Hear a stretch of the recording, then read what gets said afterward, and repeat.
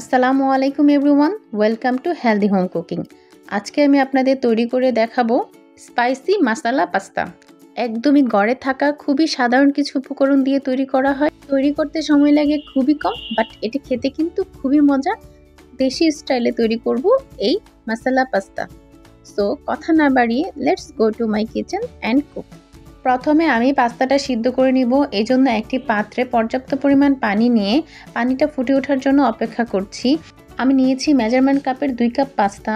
এই জন্য 1.5 চা চামচ পরিমাণ লবণ আর 1 টেবিল চামচ পরিমাণ তেল ফুটন্ত পানিতে দিয়ে পাস্তাটা দিয়েছি এবং সাথে সাথে একটু নেড়ে দিয়েছি যেন দলা পেকে না যায়।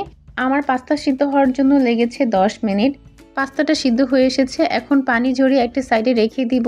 এখন অন্য একটি পাত্রে কিছুটা পানি নিয়ে গরম হতে দিয়েছি আর 2টা টমেটো আমি হালকা উপরে চামড়াটা কেটে নিয়েছি। এভাবে হালকা কেটে নেওয়ার ফলে দেখা যায় যে খোসাটা ছাড়াতে খুব সহজ হয়। জাস্ট 1 মিনিট আমি এটাকে ফুটন্ত পানিতে রেখে তারপর উঠিয়ে নেব। আমি আজকের এই পাস্তাটা চিকেন দিয়ে করব। আপনি চাইলে এটাকে অ্যাভয়েড করতে পারেন, ডিম দিয়ে করতে পারেন অথবা শুধু ভেজিটেবল দিয়েও করতে পারেন, সেটা আপনার পছন্দ। আমি এখানে মেজারমেন্ট কাপের হাফ কাপ চিকেন নিয়েছি, বনলেস চিকেন, একটু লম্বা লম্বা পাতলা করে কেটে নিয়েছি।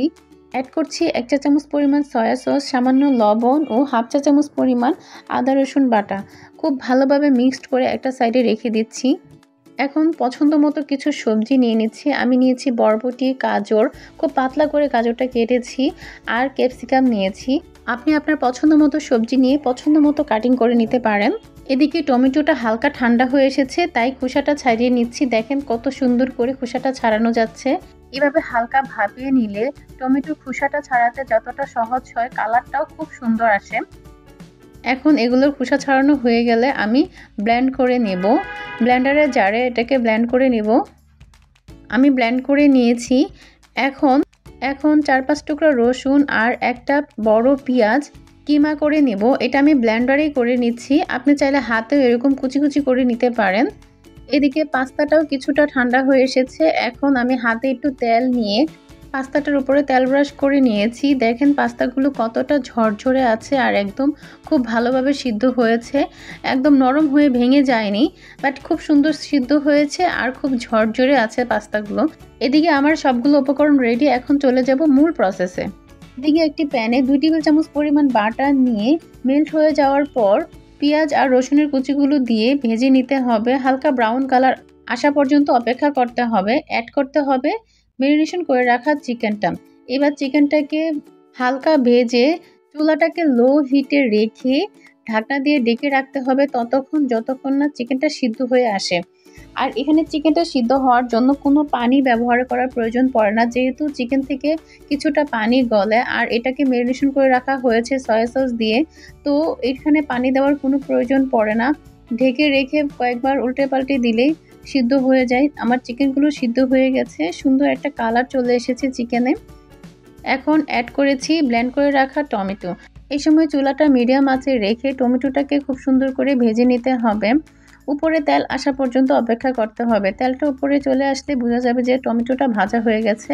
এই তো আমার টমেটোটা ভাজা হয়েছে, তেলটা উপরে চলে আসছে। এখন আমি সবজিগুলো অ্যাড করব। যেহেতু গাজর আর বরবটি সিদ্ধ হতে টাইম লাগে, সেজন্য এই দুটো সবজি আগে দিয়ে একটু নেড়ে চেড়ে হালকা সিদ্ধ করে নেব। সবজিগুলো ভাজার সময় চুলাটা অবশ্যই মিডিয়াম টু হাই হিটে রাখতে হবে। লো হিটে রাখলে সবজি থেকে পানি চলে আসবে, ভেজিটেবলের কালারটা নষ্ট হয়ে যাবে।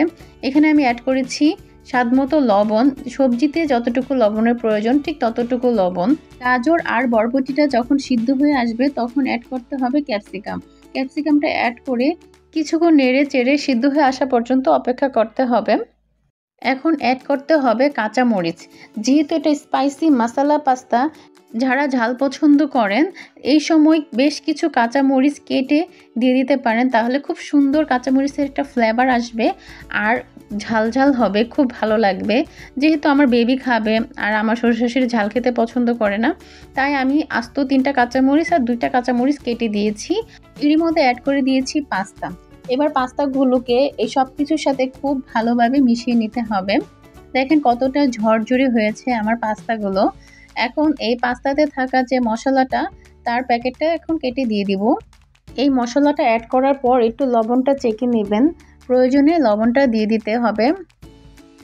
এই পাস্তাটা ছোট থেকে বড় সবারই খুব পছন্দ। এখন অ্যাড করব টমেটো সস। 2 কাপ পরিমাণ পাস্তার জন্য 4 টেবিল চামচ টমেটো সস পারফেক্ট হয়। প্রথমে 2 টেবিল চামচ টমেটো সস দিয়ে উল্টিয়ে পাল্টিয়ে নেব। আবার 2 টেবিল চামচ টমেটো সস দিয়ে উল্টিয়ে পাল্টিয়ে নিলেই রেডি হয়ে যাবে পাস্তা। অনেকেই এভাবেই পাস্তা তৈরি করে থাকেন। তারপরও যারা নতুন রাঁধুনি, আমি তাদের জন্য সব ধরনের টিপস এবং ট্রিক্স দিয়ে এই রেসিপিটা দেখিয়েছি। আশা করি অনেক বেশি উপকৃত হবেন। আমি ট্রাই করেছি খুব ইজিভাবে ফুল প্রসেসটা দেখানোর জন্য। আমার ভিডিওটা ভালো লাগলে অবশ্যই ফ্রেন্ডস অ্যান্ড ফ্যামিলির সাথে শেয়ার করবেন। আমার চ্যানেলটিকে সাবস্ক্রাইব করে দিবেন। Thanks for watching my video.